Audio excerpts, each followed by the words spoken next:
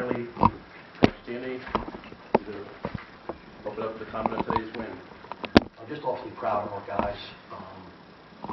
We had a couple guys that were nicked up, and there was a bunch of guys that just tightened their belt and stepped up for them. Just a couple things that were distractions, and to see the guys that maybe haven't played a whole lot.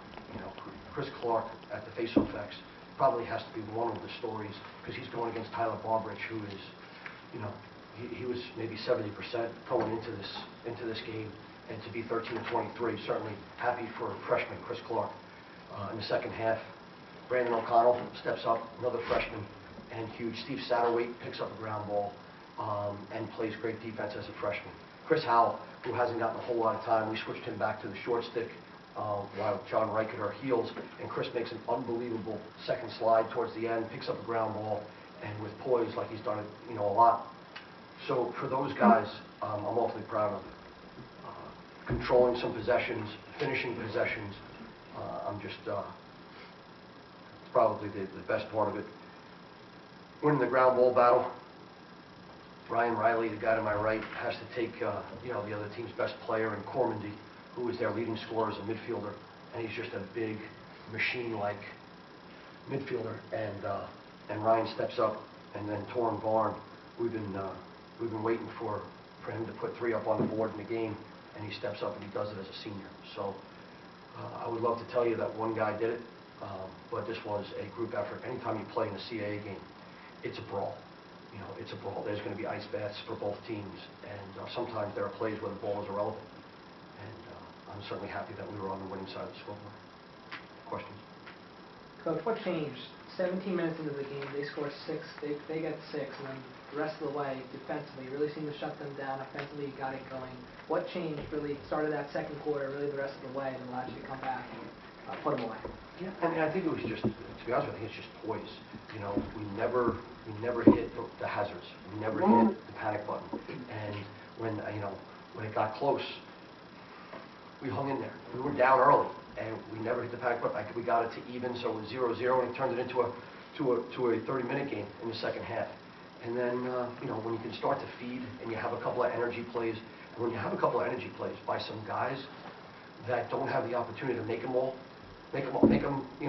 often, it's a little extra boost. It really is. You really cheer for those guys, and some of those guys made those plays today for us. Offensively, one, how is Sam doing? And two, from a confidence perspective, to play the way you did on the offensive end in the second half without him, what does that do moving forward? The first question is, I'm going to find out in a little while. I think he's doing okay, and we just we'll let the doctors do their thing, and we'll take care of that. So I don't have any updates on Sam right now. And like I said earlier, for Brandon O'Connell, he's a freshman. He's gotten very, very limited time coming in. Maybe he got 1 or 2 runs early in the season, and for him to play 30 straight minutes in really his first major role in a CAA game as a freshman, that's pretty good. For you guys in the second quarter there, when you were down and they were kind of controlling possession, you're going to be able to get that man-up goal, and then I know you had 2 quick transition goals. How big was that? How uplifting was that for you guys to be able to Again, we put 11 on the board. 1 came from Riley, 1 came from Romano, and I can tell you all the defensive guys that made plays, because it's like they said, they're that extra turbo boost plays that guys get all fired up about. And then, there's also a little bit of a confidence thing when you're going out and you're over 50% at the faceoff X against what we would, we said, listen, we may have a long day there. I mean, that guy's pretty good. And for Chris Clark to do that, hopefully that's going to be a huge confidence builder. He was, Chris Clark had a couple of tough games, and he stepped up. Awfully proud of him. Talking about 11, 42, a couple of young guys stepped up today. Torrin, what were you seeing help yourself get some looks? Well, they were going in and out of playing man-to-man and playing zone, and I think with that, it created a little confusion on the defensive end, and a bunch of our guys were getting good looks off of that. So sometimes they seem a little confused. Ryan, what do you think from the road today? John missing action. Coach talked about Chris's impact, but you and Steve get goals. Anthony's opponent transition was effective as well. Talk about today and how you think your unit as a whole has played this season. Like Coach said, when Reichs went down, we knew all of us would have to step up. We said it all week that we're going to have to play a lot more minutes. and step it up, and whether that be pushing transition or just sitting back playing defense. But I think throughout the season we've had our ups and downs as a rope. We obviously want more than how we do sometimes, but overall I'm pretty happy with how we play. We play hard. For you personally, you started all 3 years, but really this season it seems like the numbers in terms of ground balls, caused turnovers are really there for you. Do you think you're playing the best lacrosse maybe that you've played here so far? I'm not really sure about that. I think I always want more for myself. So, I mean, I always want to do better, and I'm just going to try to keep it going. Picked up 5 ground balls today. You know, number 6 picked up 5 ground balls. That's a nice number. It really is. When you guys are back on defense and they're kind of putting pressure on you, how uplifting is it for you guys as a unit to be able to see that opportunity where you can break? I know there's a long pass, not left pass by the goalkeeper, and then your goal for you guys to be able to add energy to the entire team. Yeah, when we get those opportunities, we always want to take them because, like Coach said, also when we get points and stuff, it lifts up the morale of the team, and it's a big energy play. So we try to take those opportunities whenever we can. One of the biggest things was when Ryan came down and when Steve Romano came down. They did everything right in regards to the reads. You know, they know, throw it to the guys that make their money throwing the ball in the goal.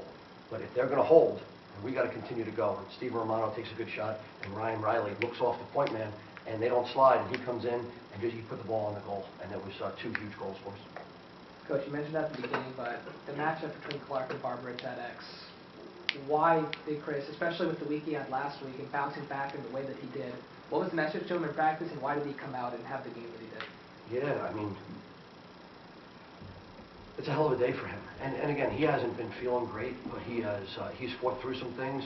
And again, goalies, face-off guys, they are stats-driven. So if they don't make a save or they don't get the face-off, it could weigh on you. And we're just trying to teach Chris a little bit of amnesia, you know, cut it loose and get the next one. And you know, I really think that he did a great job today against the Bear. I mean, we were 4 for 18 face-off 1 year ago with a senior against Tyler Barbridge. We were 13 for 23 today with a freshman. That was the difference.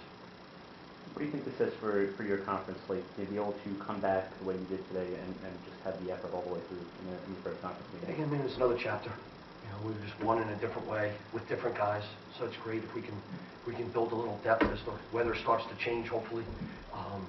You know, get a midweek game, so we got a quick turnaround against St. John's, and I don't know how they did. I know they were doing pretty well before we went out to play. They were up on Georgetown, so you know, we got our work cut out for us, and you know, we'll turn it around. We'll see if we can get home and prepare for St. John's on Tuesday.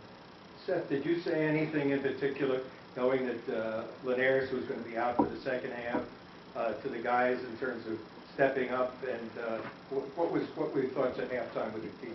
Yeah, to be honest with you, we didn't find out that Sam wasn't going to go until we were walking out. It was already, you know, they were still taking a look at him, and so we didn't find out literally until on the field. And you know, Brandon O'Connell is the next guy. He knows that, so Sam can't go. Brandon goes in, and then we were on a defensive possession. I grabbed Coach Brazel, and I said, let's just make sure that we cycle the man up. And everything kind of did what it was supposed to do. Like if one guy goes down, let's not miss a beat. Let's just continue to go. And again, kudos to a couple of freshmen and young guys making plays for us. Or Ryan, what do you remember most of the St. John's game last year? Losing. Yeah. It's a good answer. Thank you. It's a good answer. Guys, thank you for the conversation. Appreciate it.